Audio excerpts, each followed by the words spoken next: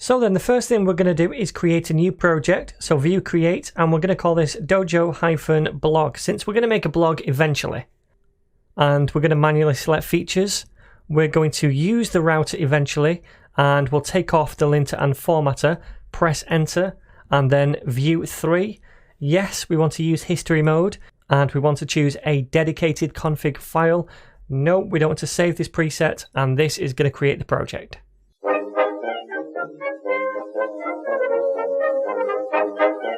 Okay, so once that's done, let's cd into the Dojo blog directory, and then I want to type code space full stop, press enter to open this in VS Code.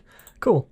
Now I just want to neaten some of the things in this starter project up, like delete the hello world component. We don't want that.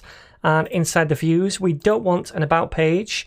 And inside the home component, I'm just going to strip out a lot of this. Let's get rid of these two things here, and also this import. So we can get rid of this component thing right here as well, like so. And if we go to the router file, we can get rid of the about route, like so. And that is pretty much it. So we're going to learn the basics now inside this component. But first of all, let's just run this project so we can preview this in a browser. npm run serve, press enter. And I'm going to control click that and bring it way over here, and now we can see this is the project. Now I'm just going to get rid of the navigation at the top as well. Let me just minimize this a little.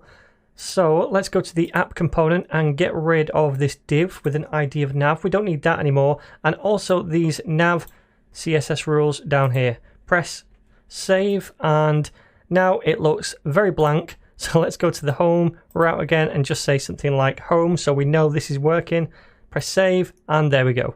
So the first step when we're using the composition API is to create a setup function inside our component, like so. So this is just like we've done with a data function or a mounted function or any other lifecycle hook. We just create a function like this inside the component object.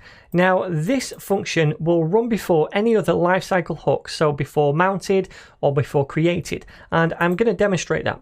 Down here I'm going to create a created hook and fire this, and then also a mounted hook and fire that. Now inside setup I'm going to console.log and say setup, and then down here I'll do something similar but for created, console.log created, and then down here we'll say console.log mounted, like so. And let's see the order of these inside the console over here. So we can see setup ran first, so this runs before anything else. Okay, so now let's delete those. We don't need them. And what can we do inside this setup function? Well, inside here we can write any kind of normal JavaScript. We could go out and grab data from somewhere or create a computed property as well. To begin with, what I'm going to do is just create a couple of variables. So I'll say let name equal to Mario, for example, and then also we'll do an age variable. So let age equal to 30. Now, what if I wanted to use these variables inside our template? Well, I can do that. All we need to do inside the setup function is return whatever values we want to use inside the template. So I could come down here and say return, and then we want to return an object. And inside this object, we want different properties.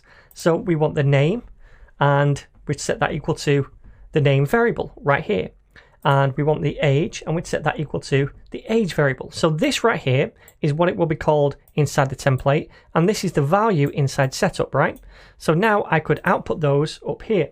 I'm going to do a paragraph tag and say my name is, and then output the name. And I'm also going to output the age. So I'll say and my age is, and output the age. So if I save this and preview, we can see my name is Mario and my age is 30. Now, if we go over here, because the name of the key and the name of the variable we're assigning that is the same, we can shorten this and just use age and name like so. Okay, so this does exactly the same thing. Now all we're doing is basically allowing this and this to be accessed inside the template, and we use the same name as those variables. So if I save this and come over here, you can see it still works. Okay then. Now this is not quite the same as using the data property as we did when we were using the options API before. So it's not the same as saying down here, data, and then returning an object and making a property like age and setting it equal to something. This does something different because this value right here is reactive. If that value changes, then the change will be reflected over here. Now that's not the case with these two variables.